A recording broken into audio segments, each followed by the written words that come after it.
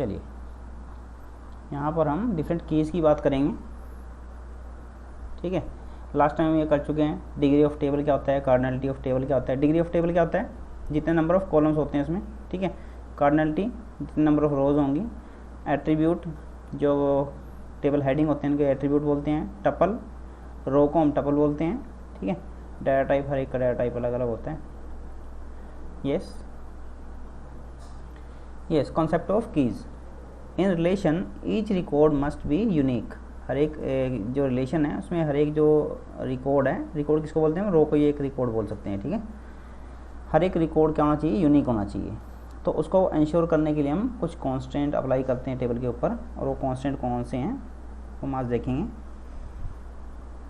In a relation each record must be unique, no two record should be identical, ठीक है। A key attribute identify the record and must have a unique value. There are various type of keys: primary key, candidate key, alternate key and foreign key. Yes, primary key, सबसे पहले primary key की बात करेंगे हम। What is primary key? It uniquely identify the tuple of a relation.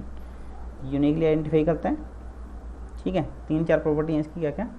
एक तो uniquely identify करता है टपल्स को। दूसरा, इसमें हम कोई भी नॉट नल वैल्यू स्टोर नहीं कर सकते, मतलब उसको ब्लैंक नहीं छोड़ सकते। और एक टेबल में एक ही आपकी प्राइमरी की होगी, ये हम 11th क्लास में भी कर चुके हैं। और प्राइमरी की का पर्पज़ क्या है, it uniquely identify the tuple of a relation, मतलब कि उसको यूनिक बनाने के लिए एक टेबल में हर एक रिकॉर्ड में आएगी। हाँ बोलो बोलो गौरव। एग्जाम में आएगी डेफिनेशन? एग्जाम में डेफिनेशन नहीं आएगी, आपको टेबल दे देंगे, उसमें पूछ सकते हैं कि प्राइमरी की कौन सी है इसमें। जैसे इसमें बताओ, जैसे टेबल ले लेते हैं हम, इसमें प्राइमरी की क्या हो सकती है, एम्प्लॉय नंबर, क्योंकि हर एक एम्प्लॉय को जो एम्प्लॉय नंबर है वो यूनिक दिया जाता है। नेम इसमें यूनिक नहीं हो सकता, क्योंकि 2 एम्प्लॉय का नेम सेम हो सकता है, जेंडर सेम हो सकता है, डिपार्टमेंट नंबर भी सेम हो सकता है, सैलरी भी सेम हो सकती है, और कमीशन भी उसका सेम हो सकता है। तो इसमें कौन सी की एट्रीब्यूट है जो क्वालिफाई करता है प्राइमरी की के लिए, एम्प्लॉय नंबर। ऐसे ही आपका स्टूडेंट में, स्टूडेंट के केस में अगर टेबल लें तो रोल नंबर हो सकता है उसका, ठीक है। अगर स्टूडेंट में हमने सपोज करो एक कॉलम और भी लिया है, यूआईडी नंबर, ठीक है ना, roll number, UID number, name, class. Yes, इसमें कौन सी प्राइमरी की हो सकती हैं आपकी, यस रोल नंबर हो सकता है और दूसरा यूआईडी नंबर। गुड, ठीक है। चलिए हम एक एग्जांपल से इसको करते हैं। आपका जो प्राइमरी की, कैंडिडेट की, ये सब एक ही उसमें कर लेते हैं, ठीक है। मैं आपको एक रिलेशन दे देता हूँ, स्टूडेंट का एक रिलेशन ले लेते हैं। स्टूडेंट एक टेबल है, उसमें कौन से एट्रीब्यूट है हमारे पास, roll number, name, class, email ID, ठीक है, उसका मोबाइल नंबर, उसका यूआईडी नंबर, ठीक है। और चलिए ठीक है, इतना ही ले लेते हैं। एक टेबल है हमारे पास स्टूडेंट में हमने ये सब लिया हुआ है, ठीक है।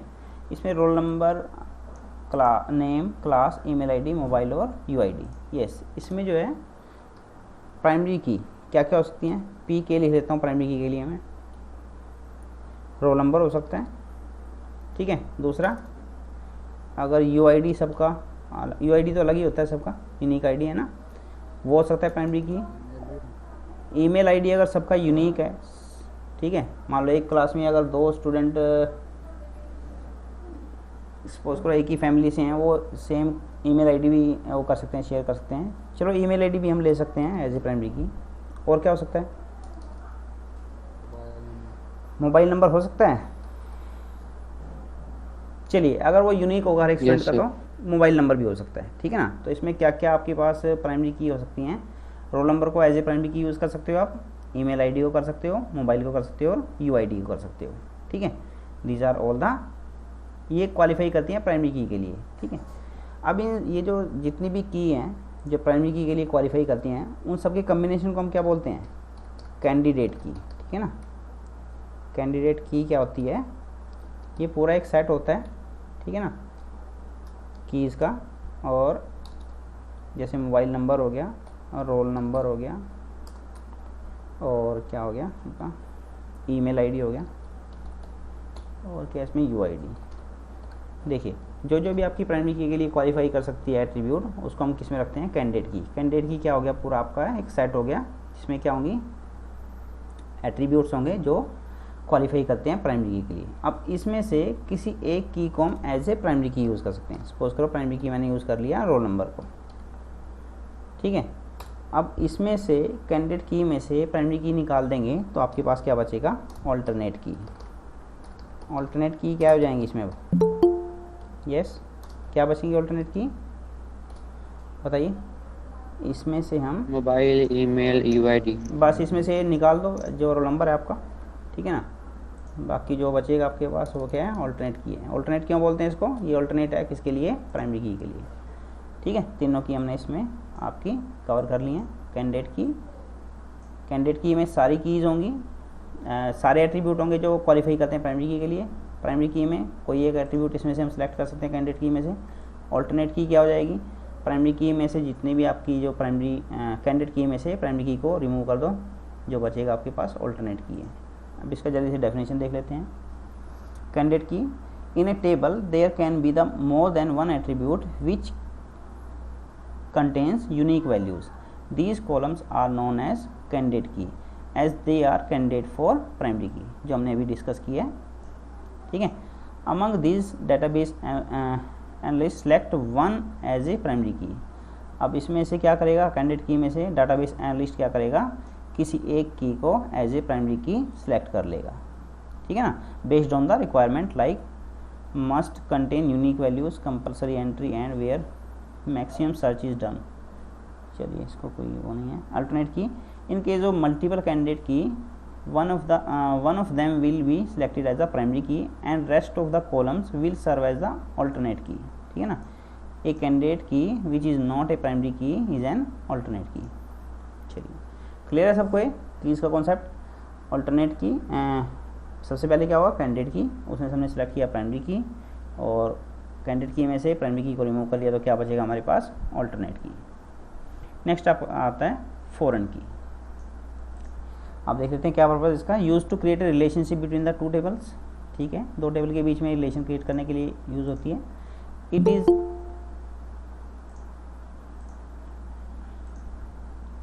इज ए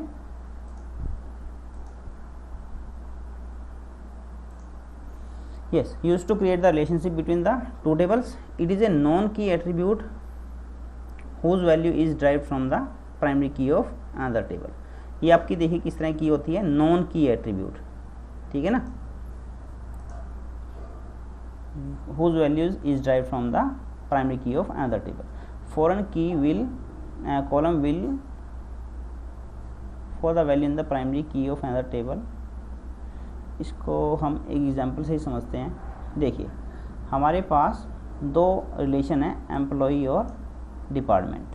फॉरेन की हम बात कर रहे हैं, ठीक है। एम्प्लॉई में आपके पास इन दोनों के बीच में हमको रिलेशनशिप सेट करना है, तो कैसे कर सकते हैं। देखिए एम्प्लॉई में आपके पास जो एट्रीब्यूट है, employee number, employee name, gender, salary और कमीशन। अब इसमें हम एक कॉलम ऐड कर सकते हैं डिपार्टमेंट नंबर, ठीक है। और ये जो डिपार्टमेंट नंबर होगा ये क्या होगा आपका, फॉरेन की तरह काम करेगा, ठीक है।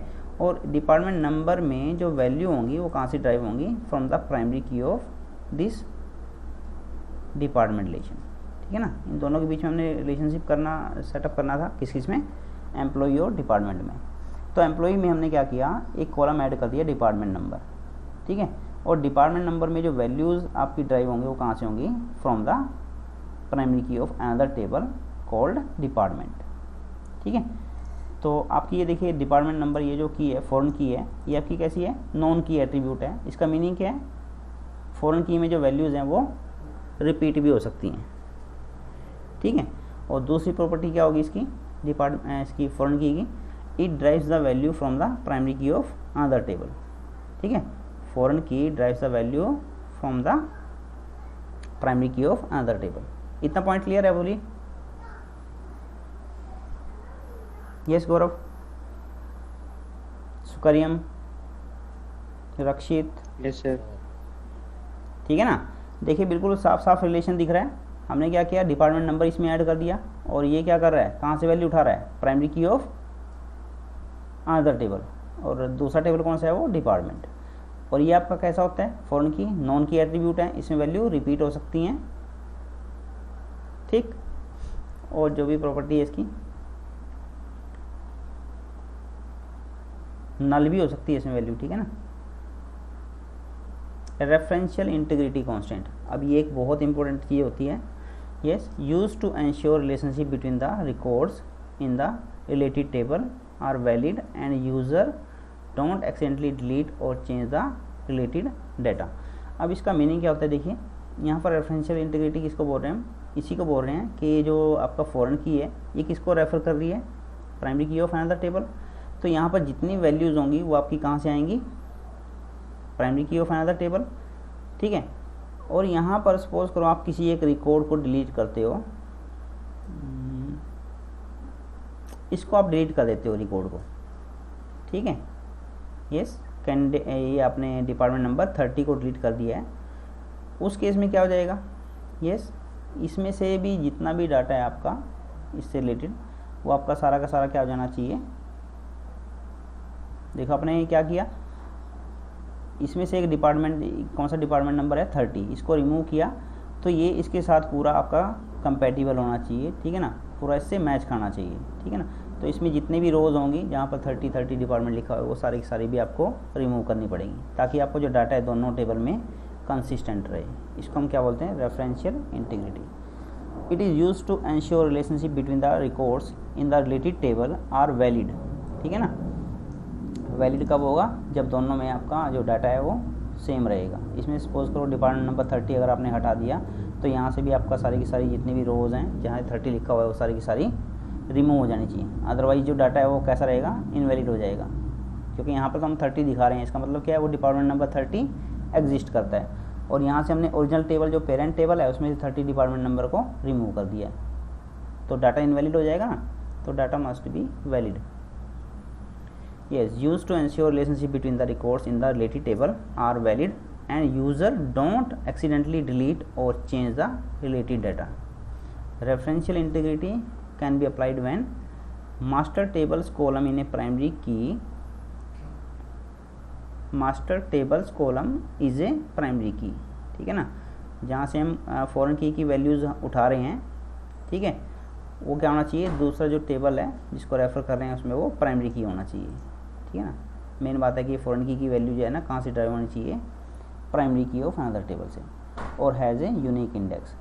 The related field must have the same data type. इसका मीनिंग क्या है, फॉरेन की जो कॉलम है उसका डाटा टाइप और जो जिससे वो ड्राइव कर रहा है वैल्यूज़ को, उसका डाटा टाइप आपका सेम होना चाहिए। डाटा टाइप मतलब जिस तरह की वैल्यू हम स्टोर कर रहे हैं, जैसे यहाँ पर इंटीजर वैल्यू है सारी, यहाँ भी आपकी इंटीजर ही होंगी। थर्ड पॉइंट क्या है, both tables must belong to the same database, और दोनों टेबल किससे होने चाहिए, सेम डाटाबेस के अंडर होने चाहिए। तीनों पॉइंट क्लियर हैं इसके, बोलिए यस। किसी को इसमें कुछ डाउट है तो पूछिए, ये बहुत पूछा जाता है रेफरेंशियल इंटीग्रिटी, ठीक है ना। इसका मीनिंग क्या है, जो फॉरेन की है वो कहाँ से ड्राइव कर रहा है वैल्यू, प्राइमरी की ऑफ अनदर टेबल, ठीक है, और दोनों में जो वैल्यूज़ हैं वो वैलिड रहनी चाहिए, ठीक है। ऐसा ना हम किसी एक ऐसे उसकी वैल्यू इसमें इंसर्ट कर दें जो एग्जिस्ट ही ना करता हो, ठीक है ना। यहाँ पर कोई इसकी जो वैल्यू है वो हमेशा किससे ड्राइव होनी चाहिए, फॉरेन की वैल्यू प्राइमरी की से, और दोनों जो वैल्यूज़ हैं वो भी मैच करनी चाहिए। Yes, both table belong to the same database, दोनों जो डाटा टेबल्स हैं वो दोनों सेम डाटाबेस से रिलेट करने चाहिए। Yes, referential integrity. When referential integrity is enforced using the foreign key, you must observe the following rules. You cannot enter a value in the child table which is not available in the master table primary key column. However, you can enter the null value in the foreign key. ये आपको ध्यान रखना है, बहुत important बात है। We can enter the null value in the foreign key. You cannot delete a record from the master table if the matching record exists in the related table. तो इसका मीनिंग क्या है, अगर आपको सपोज करो ये डिपार्टमेंट यहाँ से रिमूव करना है, इसका डिपार्टमेंट नंबर 30 है, तो इससे पहले आपको क्या करना पड़ेगा, यहाँ से सारी रो डिलीट करनी पड़ेंगी, ठीक है ना, जो आपका चाइल्ड टेबल है। पेरेंट टेबल कौन सा होता है, जहाँ से वैल्यू फॉरेन की में हम ड्राइव करते हैं, और चाइल्ड टेबल कौन सा हो जाएगा, जहाँ पर हम फॉरेन की यूज़ कर रहे हैं। ठीक है, you can not delete A record from the master table if the matching record exist in the relative table. You can not modify और चेंज द प्राइमरी की value in the master table if it's matching record is present in the relative table. तो जैसे ही आप ये change करने की कोशिश करोगे या इसको डिलीट करने की कोशिश करोगे तो ये डिलीट होगा ही नहीं, डिपार्टमेंट नंबर 30। ठीक है, यहाँ पर इसकी डिपार्टमेंट नंबर की आप वैल्यू भी चेंज नहीं कर सकते, क्योंकि यहाँ पर ये जो वैल्यूज़ हैं ये कहीं दूसरे टेबल में भी यूज़ हो रही हैं। एक्सीडेंटली आप इसको ना चेंज कर सकते हो ना डिलीट कर सकते हो। क्लियर है बच्चे, बोलिए फॉरेन की। यस,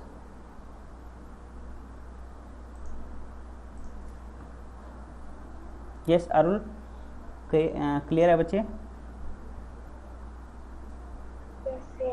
हिमांशु तुम्हें, पंकज, यस सर। बिल्कुल इजी है पर बहुत इम्पोर्टेंट है, ठीक है ना। चलिए नेक्स्ट हम करते हैं ब्रीफ हिस्ट्री। ये सब आप लोग देख लीजिएगा, माइस्क्वेल की ये सब कुछ पूछा नहीं जाता है वैसे एग्ज़ाम में, ये आप लोग एक बार पढ़ सकते हैं इसको। हाँ चलिए, feature of MySQL, speed, ease of use, cost, query, language support, portability, data type.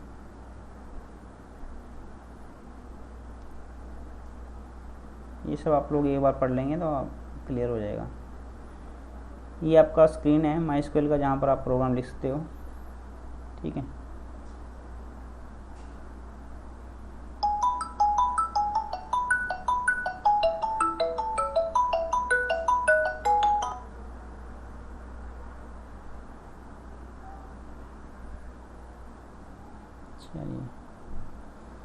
Yes SQL and MySQL. MySQL का SQL stands for structured query language, is a language enables you to create and operate on relational database. Create कर सकते हैं इसमें हम, queries execute कर सकते हैं। ठीक है, it is pronounced as sequel. SQL को हम क्या बोलते हैं, सीक्वेल बोलते हैं। ये पूरा इसका हिस्ट्री वगैरह दिया हुआ है।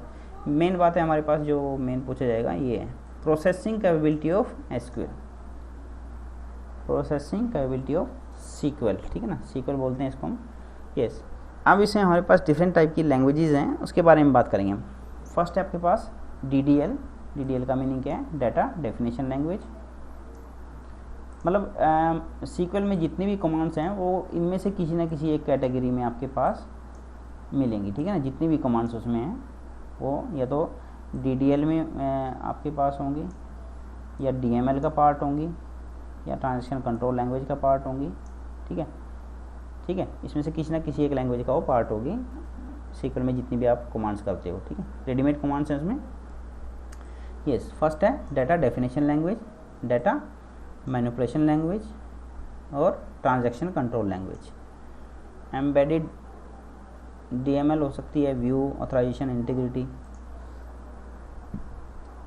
एक एक करके इसको डिस्कस करते हैं हम। Data definition language, it allow to create database object like creating a table, view or any other database object। तो डाटा डेफिनेशन लैंग्वेज में हम बेसिकली करते क्या हैं, एक डाटाबेस को क्रिएट कर सकते हैं, उसके अंदर टेबल्स को हम क्रिएट कर सकते हैं। ठीक है ना, उसका जो भी स्ट्रक्चर है वो हम डिफाइन कर सकते हैं। वो सब कहाँ पर करते हैं हम, डाटा डेफिनेशन लैंग्वेज में। कोई इसमें कमांड बताएगा कौन सी कमांड इसके अंदर आती है डाटा डेफिनेशन में। यस, सेलेक्ट, क्रिएट, ऑल्टर, इनमें से कौन सी कमांड है जो डाटा डेफिनेशन लैंग्वेज में आती हैं।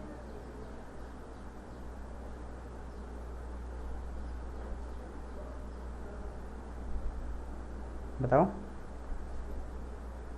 सेलेक्ट, इंसर्ट, ऑल्टर और क्रिएट, इन चारों में से कौन सी कमांड है जो डाटा डेफिनेशन लैंग्वेज में आएंगी। क्रिएट, क्रिएट और दूसरी ऑल्टर भी आएगी। ठीक है ना, क्रिएट और ऑल्टर आपकी कैसी है, डाटा डेफिनेशन लैंग्वेज है। ठीक है, बेसिकली मतलब डाटा डेफिनेशन लैंग्वेज में हम करते क्या हैं, किसी भी टेबल का या डाटाबेस का स्ट्रक्चर बेसिकली उसमें डिफाइन करते हैं हम। ठीक है, क्या क्या उसमें कॉलम होंगे टेबल में, क्या क्या उसका डाटा टाइप होगा, क्या क्या उसके ऊपर हम कांस्टेंट अप्लाई करेंगे, ठीक है ना। ये सब किस में डिफाइन करते हैं हम, किसकी हेल्प से डिफाइन करते हैं, डाटा डेफिनेशन लैंग्वेज में जितनी भी आपकी कमांड्स होंगी। The information about created object are stored in a special file called data dictionaries. Data dictionaries contains the metadata, data about the data. तो जितना भी आप स्ट्रक्चर जैसे भी किसी उसका टेबल का क्रिएट करते हो या रिलेशन का स्ट्रक्चर क्रिएट करते हो, वो सारी इन्फॉर्मेशन आपकी कहाँ पर स्टोर होती है, डाटा डिक्शनरीज में, ठीक है ना। While creating a table DDL allow to specify name of the table, attributes, क्या क्या उसमें एट्रीब्यूट्स होंगे, data type of each attribute, may define the range of values, ठीक है ना, that attribute can store। जैसे आप चेक कांस्टेंट का यूज़ करते हो ना, इसमें चेक की हेल्प से हम क्या कर सकते हैं, एक रेंज भी डिफाइन कर सकते हैं, ठीक है। सिर्फ उसी रेंज की वैल्यू उस एट्रीब्यूट में हम स्टोर कर सकते हैं, ठीक है ना। Major commands of DDL are create, alter and drop. तीन टेबल आपकी तीन कमांड्स हैं जो डाटा डेफिनेशन लैंग्वेज में आती हैं। चलिए आगे करते हैं data manipulation language. Data manipulation language में जितना भी आप काम करोगे ना, इससे अलग, मतलब majority of the commands in SQL are data manipulation language, ठीक है। यस, डाटा मैनिपुलेशन लैंग्वेज में क्या हुआ, it allow to perform the following operation on the tables, retrieve the information, insert the information, new data, modify the existing data और deleting the existing data from the table। तो ये सारे हम काम कर सकते हैं डाटा मैनिपुलेशन लैंग्वेज की हेल्प से। रिट्रीव कर सकते हैं इन्फॉर्मेशन को, उसमें नई जो डाटा है वो इंसर्ट कर सकते हैं, मॉडिफाई कर सकते हैं डाटा को और डिलीट कर सकते हैं। Data manipulation language are of two type, procedural और नॉन प्रोसीजरल। प्रोसीजरल में क्या है, in this we specify what data is needed and how to get it. Non procedural में क्या होगा, in this we specify what data is needed without specifying how to get it। yes, main DML commands आपको ध्यान रखनी है कौन सी होंगी, select, insert, update and delete। ये आपकी बेसिक आपकी जो DML कमांड्स हैं वो आपकी क्या क्या हैं, select, insert, update and delete। चलिए अब आप लोग थोड़ा बताइएगा मुझे, व्हाट इज डेटाबेस, कोई भी एक्सटेंड चाहिए, इसको थोड़ा हम बंद कर लेते हैं अभी।